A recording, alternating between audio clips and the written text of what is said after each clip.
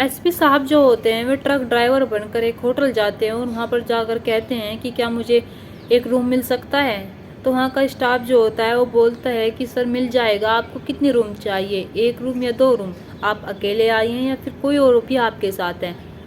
तो एसपी साहब कहते हैं कि अब फ़िलहाल तो मुझे एक ही रूम चाहिए, मगर कोई आने वाला है और जब वो आ जाएगा तो मैं दूसरा रूम भी ले लूँगा। तो वहाँ का स्टाफ जो होता है वो कहता है कि ठीक है सर, आप जैसा आप चाहें ऐसा ही होएगा। अब एसपी साहब जो होते हैं वे होटल के ऐसे होते हैं, मतलब कि जाते हैं जहाँ पर बाहर का तो चमके मगर बाहर से अंदर का ना चमके। एसपी साहब ऐसा क्यों कर रहे हैं और एसपी साहब एक ट्रक ड्राइवर बनकर उस होटल क्यों पहुँचे हैं? ऐसी क्या वजह है कि एसपी साहब को एक ट्रक ड्राइवर बनना पड़ा और उसके लिए उन्हें एक ऐसी जगह चुननी पड़ी जो उन्हें कोई देख ना सके? दोस्तों जानते हैं इस घटना के बारे में, तो बने रहिए मेरे साथ। दोस्तों ये एसपी साहब जो होते हैं ये राजधानी दिल्ली में रहते हैं और वहीं पर अपनी वाइफ के साथ रहते हैं और इनकी वाइफ और एसपी साहब भी रहते हैं, इनके कोई अभी बच्चा नहीं होता है। अब एसपी साहब जो होते हैं ड्यूटी के सिलसिले में ज़्यादातर बाहर ही होते हैं और घर पर कम होते हैं। घर पर इनकी पत्नी ही अकेली रहती है। एसपी साहब जो होते हैं इनकी एक दिन ट्रांसफ़र हो जाता है और ये इन्हें दिल्ली से बाहर जाना पड़ता है। तो इनकी पत्नी जो होती है वो कहती है कि मैं यहीं पर रुकूंगी और हम बार बार ये जगह बदलते हैं तो मुझे अच्छा नहीं लगता। तो एसपी साहब जो होते हैं वे कहते हैं कि ठीक है, तुम यहीं पर रुको और मैं चला जाता हूँ और तुमसे मिलने आ जाया करूँगा। तो उसकी पत्नी जो होती है वो कहती है कि ठीक है, मैं यहीं पर रह लूँगी और तुम हफ्ते में एक बार मुझसे मिलने आ जाया करना। तो एसपी साहब जो होते हैं वे कहते हैं कि ठीक है। वे ऐसा ही करते हैं, उससे हफ्ते में एक बार दो बार मिलने आ जाया करते थे। अब उसकी पत्नी जो होती है वो घर पर अकेली रहती थी। एक दिन एसपी साहब को एक फ़ोन जाता है और कहता है कि एसपी साहब आपने मुझे पहचाना? तो एसपी साहब कहते हैं कि अरे क्यों नहीं, मैं आपको पहचानता भी हूँ और जानता भी हूँ, तुम मेरे घर के सामने रहते हो और तुम तो मेरे दोस्त हो, ऐसी बातें क्यों कर रहे हो? तो एसपी साहब जो कहते हैं इस बात को, तो वो जो फ़ोन करता है वो कहता है कि मैं आज तुम्हारा सच में दोस्त बनकर कॉल कर रहा हूँ। एसपी साहब कहते हैं कि क्या बात है? तो वो जो कॉल करता है वो लड़का कहता है कि एसपी साहब मैं आपसे एक बात कहना चाहता हूँ कि आप मेरी बात का बुरा तो नहीं मानेंगे? वो कहता है कि नहीं, मैं आपकी बात का बिल्कुल बुरा नहीं मानूंगा, आप बताइए क्या बात है। वो कहता है कि आपकी जो पत्नी है मुझे इसके लक्षण ठीक नहीं लगते और आपकी पत्नी का चरित्र सही नहीं है। जब एसपी साहब इस बात को सुनते हैं तो उन्हें बहुत गुस्सा आता है कि मेरी पत्नी के बारे में इसने ये बात कही क्यों। मगर वे बहुत सुलझे हुए इंसान होते हैं, वे फिर भी शांति से काम लेते हैं और कहते हैं कि भाई तू इस बात को कह कैसे रहा है और तू किस प्रूफ के तौर पर कह रहा है कि मेरी पत्नी का चरित्र सही नहीं है। अब एसपी साहब को वो लड़का बताता है कि साहब मैंने देखा है तुम्हारे घर के बाहर के आते हुए एक लड़के को और तुम्हारे घर के अंदर जाते हुए एक लड़के को, और वो तुम्हारी पत्नी के साथ हर रोज़ जाया करता है जब तुम घर पर नहीं होते हो। एसपी साहब जब उसकी बातें सुनते हैं तो फिर उससे कहते हैं कि ठीक है, मैं तुम्हारी बात मान लेता हूँ, अगली बार अगर कोई उससे मिलने आए तो मुझे बता देना। उन्हें यकीन तो होता नहीं कि उनकी पत्नी ऐसा कर सकती है, लेकिन फिर भी जब वो उतने विश्वास के साथ कह रहा था तो वो कहते हैं कि ठीक है तुम बता देना। वो कहता है कि ठीक है मैं बता दूंगा। और फिर जैसे ही अगले दिन वो लड़का उससे मिलना आता है एसपी साहब की वाइफ से, तो वो लड़का उसे कॉल कर देता है और बताता है कि एसपी साहब आज फिर वही लड़का आया है और आपकी पत्नी को ले जा रहा है। एसपी साहब जो होते हैं वो उससे पूछते हैं कि क्या तुम जानते हो कि वो लड़का कौन से होटल या फिर कहाँ पर जा रहे हैं ये? तो वो जो होता है वो बता देता है कि इस होटल में जा रहे हैं और आप वहीं पर पहुंच जाइए। अब एसपी साहब जो होते हैं वे थोड़े डरे सहमे से अपनी वाइफ के बारे में इस बात को जानने के लिए ट्रक ड्राइवर बनकर उस होटल में पहुंच जाते हैं और वहां पर एक कमरा लेते हैं और वहां पर एक ऐसी जगह ढूंढते हैं जहां पर उन्हें कोई ना देख सके आने वाला। तो एसपी साहब वहाँ पर उनका इंतज़ार कर ही रहे होते हैं। उन्हें इंतज़ार करते करते बहुत देर हो जाती है और वे मन ही मन सोचते हैं कि शायद वो झूठ बोल रहा है और मेरी पत्नी नहीं है ऐसी। मेरी पत्नी का चरित्र बहुत सही है और मेरी पत्नी मुझे कभी धोखा दे ही नहीं सकती। एसपी साहब को वो लड़का फ़ोटो भेजता है और कहता है कि साहब यही है वो लड़का जो आपकी पत्नी के साथ आता है हर रोज़ और यहाँ से आपकी पत्नी को ले जाता है। एसपी साहब जब वो फ़ोटो देखते हैं तो वो देखते हैं कि सामने जो आकर गाड़ी रुकी है वही वो लड़का है, मगर वो अपनी पत्नी को पहचान नहीं पाते कि ये वही है मेरी पत्नी, क्योंकि उसने ढाटा बांधा हुआ था अपने मुंह पर। अब एसपी साहब जब देखते हैं तो वे सोचते हैं कि मैं कैसे मान लूँ कि ये मेरी ही पत्नी है। अब उनको एक आइडिया आता है और वे सोचते हैं कि क्यों ना मैं रिसेप्शन पर जाकर पूछूं कि ये कौन है और ये लोग जो अभी आए हैं ये कहाँ के हैं।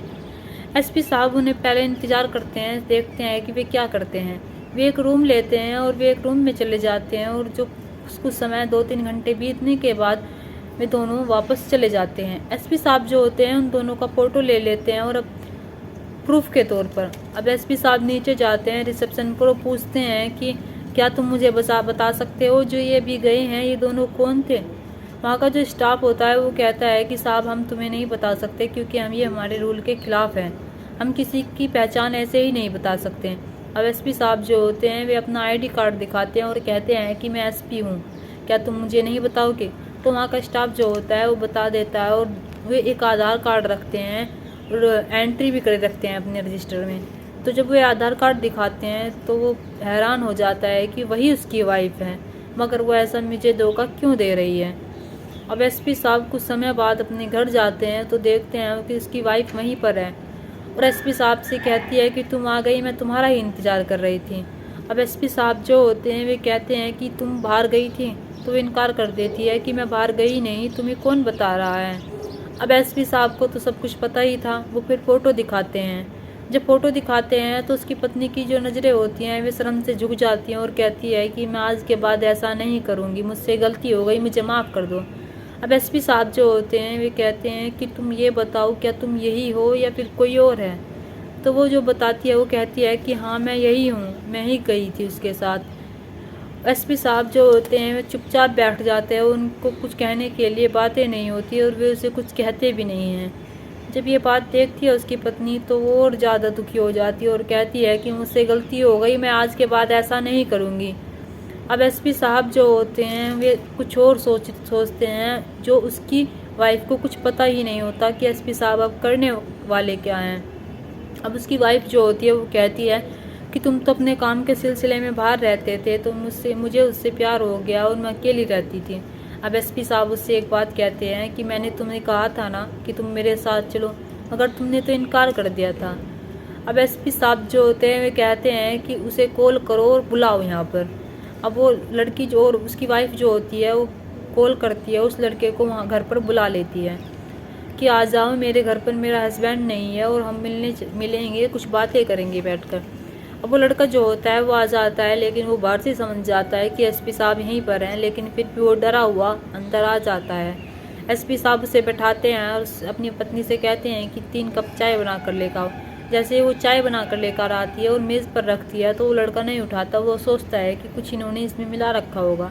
अब एसपी साहब जो होते हैं वो चाय खुद उठाते हैं और उसे अपनी चाय दे देते हैं, तब वो लड़का चाय पी लेता है और वो एसपी साहब चुपचाप बैठे हुए होते हैं। वे अपनी जो उनसे बड़े सीनियर होते हैं उन्हें कॉल करते हैं और बुलाते हैं अपने घर, वे भी आ जाते हैं।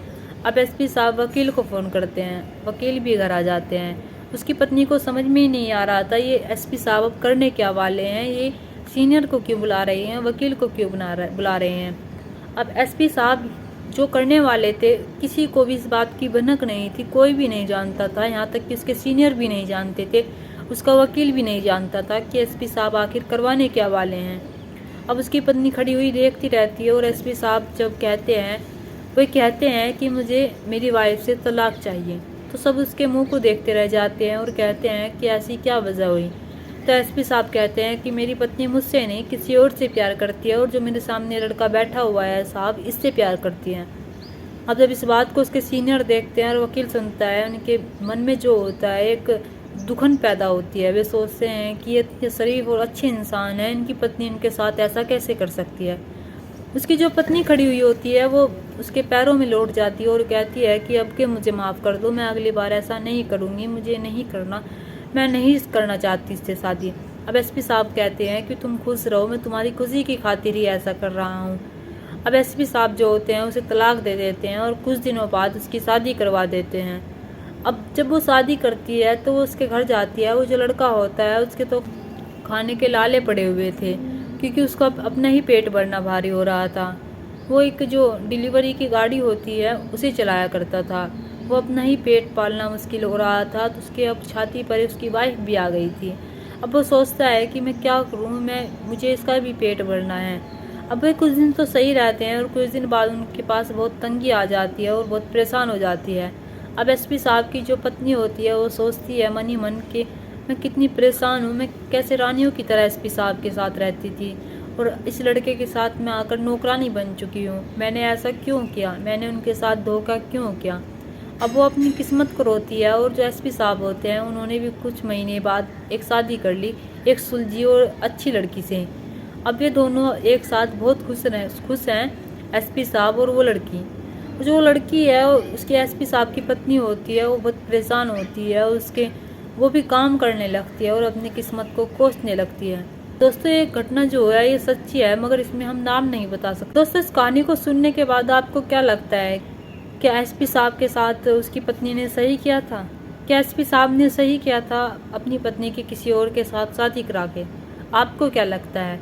आप अपनी राय जरूर दीजिएगा।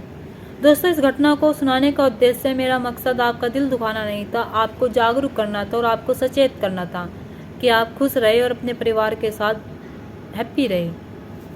नमस्कार।